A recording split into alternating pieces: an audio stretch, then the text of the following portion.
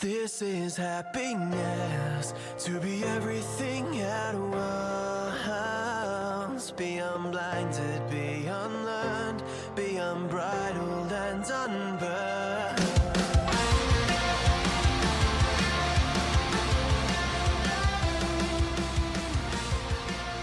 Hey guys, welcome back to a brand new episode of Mood Prep. My name is Dave Nixon, and today I'm going to go through something that has come up for me before that I've been meaning to share, and I haven't, just mainly probably because I forgot about it. Either way, I'm going to share it with you today because it was relevant today, and it came from a conversation with somebody saying about me having my shit together. Now, this isn't a conversation about me or trying to be realistic. This is a conversation of going, no one has their shit together. Nobody. Having your shit together presupposes, once again, a finish line, an end. That I've achieved a particular thing, therefore I've got my shit together and that's it. There's no shit to get together. I mean, if you want to dig deeper into the language, it's like, why are we calling it shit? Why, when our life has less apparent issues, we call it shit? Like it's ridiculous. But the key thing here is like one of the limiting factors that goes into this idea of someone has their life together and I don't is an us and them, right? I remember growing up and Mum would say that's how the other half live, and that was a poverty fucking mindset. Hey, and she really was just like, that's how the other half live. It's like, well, who's your fucking other half? It's like, well, I'm not it. And it's the same thing as like, well, other people have their life together, I don't, which is sort of a static black and white mindset of something that's just not true. The whole idea here is like it's a constant balance, but it always pegs back to self-awareness. It always pegs back to self-awareness. The amount of people that I would speak to that struggle, communicate their daily struggles, and their lack of self-awareness, the awareness of their self and their egoic structures is really quite like deafening. It's almost, well, for them it's blinding. And we're all, it's not me picking on these people, it's me pointing it out, right? Because there's things that I'm still blind to that in 5 years I'm like, how did I not see that? It's a fucking forever unfolding. It doesn't fucking stop.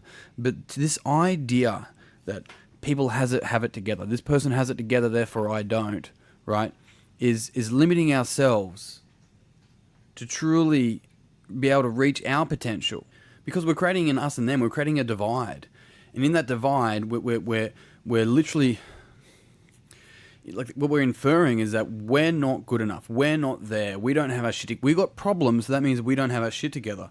Everyone has fucking problems, right? And we want to be able to see this more as a scale, as a grey scale than a black and white.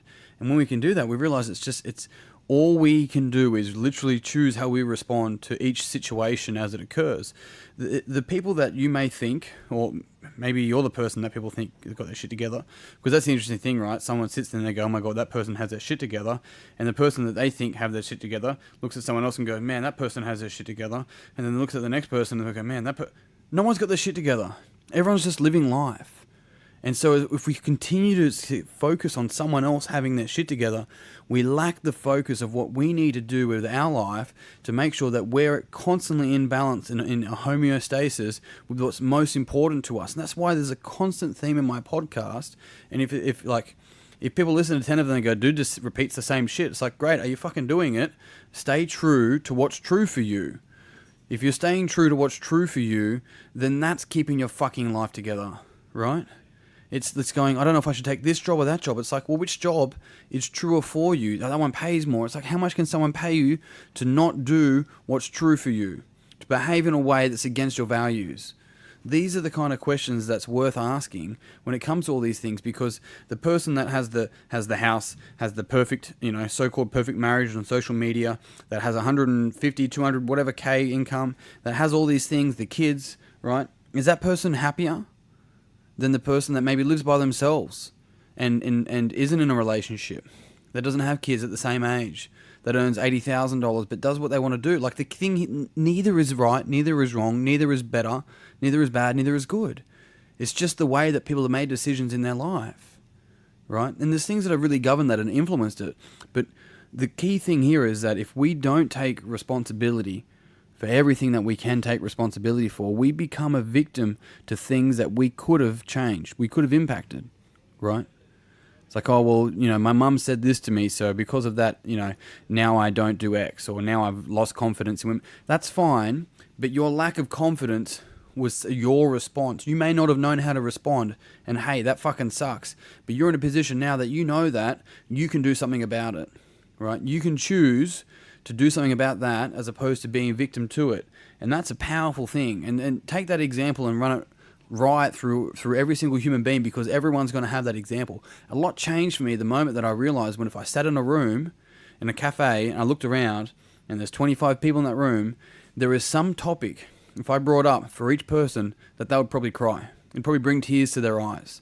And my point of that was going, every single one of us is going through a challenge. Every single one of us goes through difficulties, right? The people that we admire goes through fucking difficulties, and then we sit back and complain about the difficulty. It's like, how the fuck do you think they got there?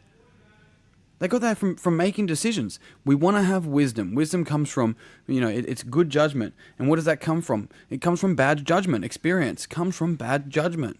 So don't be afraid to make a decision. Don't be afraid to move forward. Be afraid to make the decision of not making a decision, because that keeps us where we are. And that if we are, then we're static. We're stopped. We're decaying. We're dying. We're not living. We're not moving forward. We're not this growing, organism. And in that space, when we're not moving forward, because here's the thing, if you've got your wheels in motion towards the thing that's important to you, you don't actually give a fuck what everyone else does. People that often complain are often stuck. And those people that are often stuck often complain about things that are keeping them stuck. And they're lacking responsibility, lacking ownership. It's a kid, it's my partner, it's this. Those things are challenging. I'm not going to deny that at all. They're fucking challenging. But the thing here is that they're not like, it's not a stop sign, it's a give way sign. It means you just have to be cautious about how you take your next move. It doesn't mean stop, right? And the beautiful thing in all of this is when we understand that no one has it together, we can stop focusing and comparing on other fucking people in their lives, thinking that their happiness is better, or they've got this, or they've got that, and I don't. It's irrelevant. Everything we need, we already have access to. Now people go, well, I don't have fucking money access, in my pocket, so to speak. What I'm talking about that is that there's no such thing as a lack of resources, just a lack of resourcefulness. And people then put a timeline on it. There's fuck the timeline. Just keep moving forward. And this is a theme. I put up a post yesterday on social media that some of you may or may not have seen, and it really did speak to this. And I try to be as clear cut of this as I can possibly be. And I simply said, this is a face of a man. It was a photo. It was a photo that I sent from my publisher. This is a face of a man who has been at some of the lowest lows. From suicidal dreams to personal solitude, married to a debilitating numbness to the world. Now, I'll pause there. At that time in my life, I remember being around people and feeling lonely. I remember that no matter who I was around, even when I was by myself, I was lonely. I went around people, I felt lonely. It's because I wasn't comfortable with myself. Because when you become comfortable with yourself, you're never alone, right? I went on to say, I've spoken to a number of people recently who are going through some of the hardest times of their life. A struggle they weren't prepared to handle, and most of us aren't. That's why we struggle. If we were prepared to handle it, we wouldn't struggle through it. So that's life. That's how we learn. That's how we get experience. What I can offer you is this: it gets better. Maybe not tomorrow, maybe not the next day, but through the struggle and the difficulty, you can choose to grow. With that choice comes personal responsibility. With responsibility comes action. With action, we change the world. But first, focus on changing your world. One action at a time. There's no rush. There's no deadline. There's no finish line. There's just now and what you choose to do with this present moment. Small actions turn into big steps, and with that one little choice, you can change your whole life. And what that's coming from in speaking to is this idea of fuck the comparison to everyone else. It's not doing you any fucking good. Put your head down and focus on the task that's going to be most purposeful for you, right? An easy conversation is look at your goals and see how many of them are based on external factors, right? And so if it's like, I want to get onto a sport team. It's a simple one, right? Let's say I want to play. Growing up for me, I wanted to play cricket for Australia. I want to play cricket for Australia.